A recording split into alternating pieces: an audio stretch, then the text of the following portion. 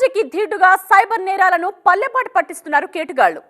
Link పంపి నిలువు దోపిడీ చేయడం, ఓడిబి ఫ్రాడ్స్, లోన్ల పేరిట వల, ఆన్లైన్ గేమింగ్, ట్రేడింగ్ ఇలా ఒకడా రెండా ఎన్నో రకాలుగా వల వేస్తున్నారు. దుబాయ్ అడ్డాగా 5 కోట్ల ఘరానా మోసం పాత బస్తీని షేక్ చేస్తే స్టాక్ మార్కెట్ ముసుగులో పటాన్ చెరువులో భారీ స్కామ్ కలకలం రేపింది. దేశంలో సైబర్ నేరగాళ్లకు అడ్డు అదుపు లేకుండా పోతోంది. అమాయక జనాలను మోసం చేయటమే లక్ష్యంగా పెట్టుకున్న కేటుగాళ్లు వారిని కోట్లలో దోచేస్తున్నారు. నకిలీ వెబ్సైట్లతో లాభాల ఆశ చూపి బ్యాంకు ఖాతాలు ఖాళీ చేస్తున్నారు. కానీ సైబర్ మోసాల విషయంలో చాకచక్యంగా వ్యవహరిస్తున్న హైదరాబాద్ పోలీసులు సైబర్ మాఫియా బెండు తీస్తున్నారు. తాజాగా దుబాయ్ సైబర్ మాఫియా గుట్టురట్టు చేశారు హైదరాబాద్ పోలీసులు. దానిలో భాగంగా సైబర్ నేరగాళ్లకు బ్యాంకు ఖాతాలు సమకూరుస్తున్న మహమ్మద్ ఇలియాస్, రిజ్వాన్, సయ్యద్ గులాంను పోలీసులు అరెస్ట్ చేశారు. ఇటీవల హైదరాబాద్ పాత బస్తీకి చెందిన 75 ఏళ్ల వృద్ధుడి నుండి 5.40 కోట్లు కాజేశారు సైబర్ నేరగాళ్లు. మనీ లాండరింగ్ కేసులో డిజిటల్ అరెస్ట్ చేస్తున్నట్లు భయపెట్టి బాధితుడి నుండి విడతల వారీగా డబ్బులు ట్రాన్స్ఫర్ చేయించుకున్నారు. ఇందుకోసం ఈ 3 నిందితుల బ్యాంకు ఖాతాలని సైబర్ నేరగాళ్లు వినియోగించగా ముగ్గురి దగ్గర మొత్తం 17 బ్యాంకు ఖాతాలున్నట్టు పోలీసులు గుర్తించారు. ఖాతాలో జమైన డబ్బును విత్డ్రా చేసి దుబాయ్లో ఉన్న కీలక నిందితుడు ముస్తాఫాకు క్రిప్టో కరెన్సీ రూపంలో పంపుతున్నట్టుగా తేల్చారు. అక్కడి నుండి నగదు చైనాకు వెళుతున్నట్టు పోలీసుల దర్యాప్తులో వెల్లడైంది. ఇదిలా ఉంటే ఇటీవల ఆన్లైన్ స్టాక్ మార్కెట్ పెట్టుబడుల మోసాలు కూడా మరింత పెరిగిపోతున్నాయి. సంగారెడ్డి జిల్లాలో ఆన్లైన్ పెట్టుబడుల పేరుతో ఓ వ్యక్తి నుండి ₹1 కోటి కాజేసింది ఓ కిలేడి. పటాన్ చెరువుకు చెందిన బెజవాడ నాగార్జున అనే వ్యక్తిని వాట్సాప్ ద్వారా పరిచయమైన మహిళ స్టాక్ మార్కెట్ లో ఇన్వెస్ట్మెంట్ చేయమని ప్రోత్సహించింది. మంచి లాభాలుంటాయని ఆశ చూపింది.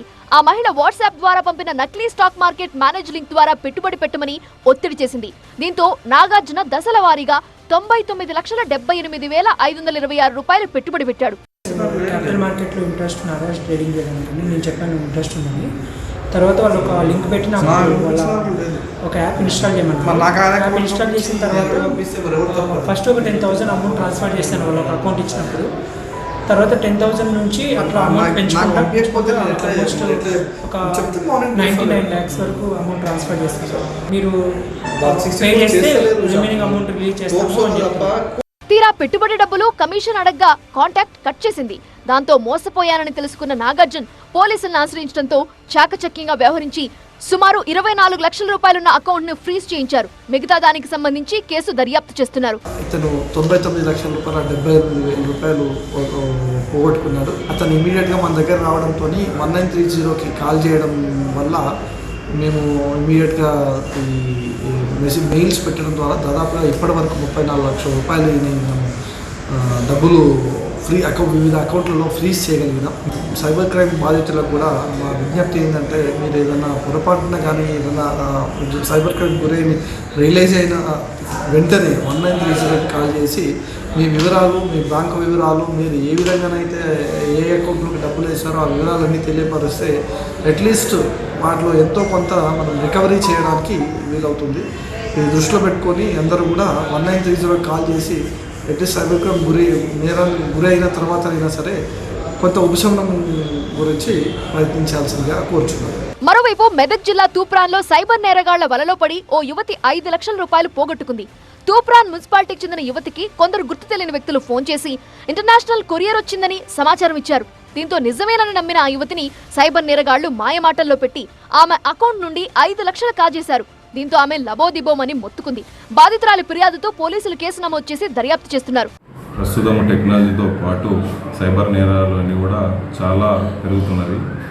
ఈరోజు తూప్రానికి సంబంధించిన యువత వచ్చి పిటిషన్ ఇవ్వడం జరిగింది. ఏమనగా ఆ యువతి యొక్క అనుమతి లేకుండానే, ఆమెకు తెలియకుండానే ఆమె ఫోన్లో ₹6 లక్షల పర్సనల్ లోన్ తీసుకొని దాంట్లో నుండి వివిధ అకౌంట్లకు ₹5 లక్షల వాళ్ళు సైబర్ నేరగాళ్ళు పంపించుకోవడం జరిగింది. వెంటనే యువతి తేరుకొని 1930కు కంప్లైంట్ చేయగా ఆమెకు సంబంధించిన దాదాపు ₹1,20,000 ఫ్రీజ్ చేయడం జరిగింది. కాబట్టి ఇలాంటి ఆన్లైన్ మోసాలకు గురి కాకూడదు. ఇలాంటి లింకులు కానీ, యాప్లు కానీ, మెసేజ్లకు కానీ రెస్పాండ్ కాకుండా మీ యొక్క సంపదని జాగ్రత్తగా కాపాడుకోవాల్సిందిగా కోరుతున్నాను. మొత్తంగా అమాయకత్వాన్ని ఆసరాగా చేసుకుని సైబర్ బూచోళ్లు ఇష్టారీతన రెచ్చిపోతున్నారు.